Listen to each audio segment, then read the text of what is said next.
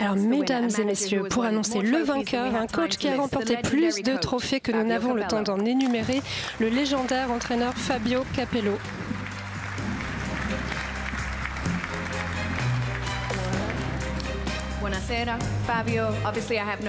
Bon, je n'ai pas besoin de faire les présentations.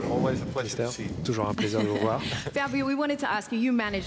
Fabio, vous avez dirigé des vestiaires remplis de champions, des fortes têtes en quelque sorte. Quel est le secret de votre réussite?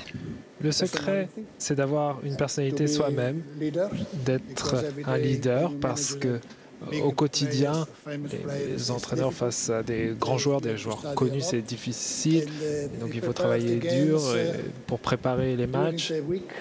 Vous avez toute la semaine ensemble et la façon de vous jouer, parfois pendant le match, mène à des bonnes décisions. Les joueurs comprennent si vous êtes prêt ou non. L'entraîneur, il a de la chance parce qu'ils ont un test tous les 3 jours. Et donc, ça leur permet de s'améliorer, mais parfois, ça mène à s'empirer. Moi, j'avais une bonne personnalité. Oui. Rodo avait une forte personnalité. Parfois, on a eu des discussions chauffées, mais on est amis maintenant. Oui, oui, très bons amis. Et il savait être dur quand il le fallait. Alors, regardons les 5 nominés pour le trophée Johan Cruyff féminin.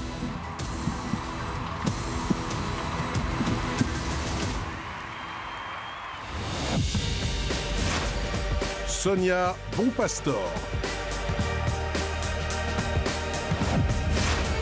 Arthur Elias,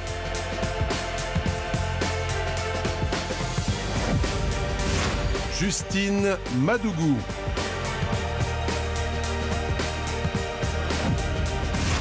René Slegers,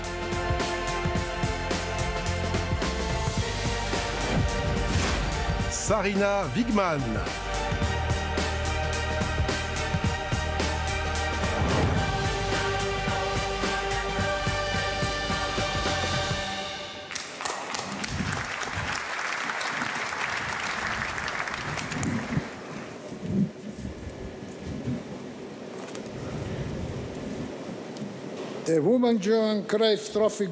Le gagnant du trophée Johan Cruyff va à Sarina Wigman.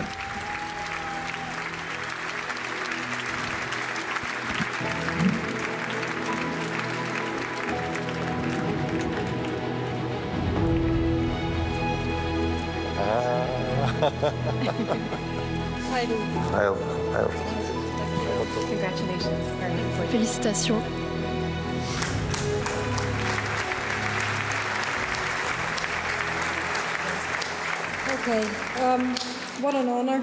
Quel honneur de recevoir cette récompense après un été tout particulier.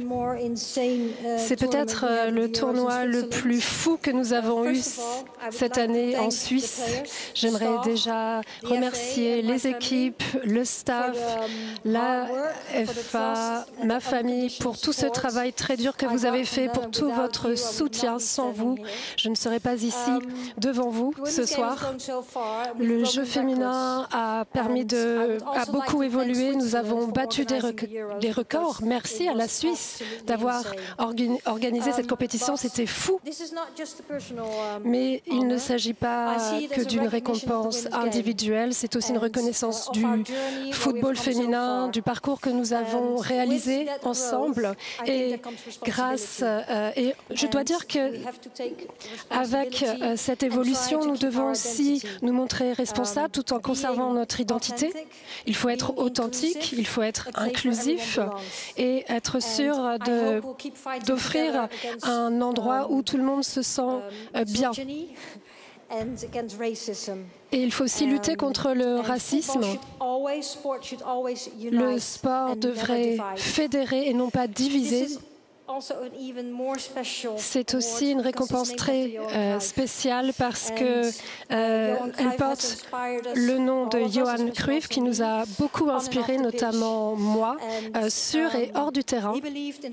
Il croyait dans le pouvoir du sport et il croyait dans le fait que chaque enfant a une opportunité de jouer, d'évoluer et d'avoir ce sentiment d'appartenance. Et c'est pour cela que je pense que le travail de la Fondation est très important à cet égard.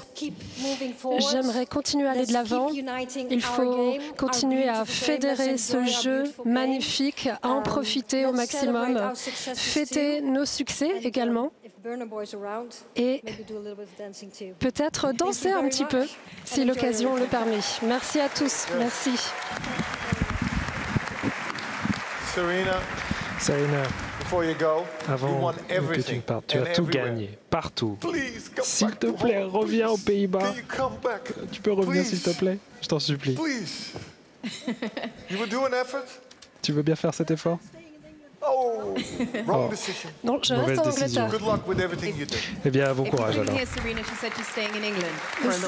Serena a dit qu'elle préférait rester en Angleterre et ça nous plaît.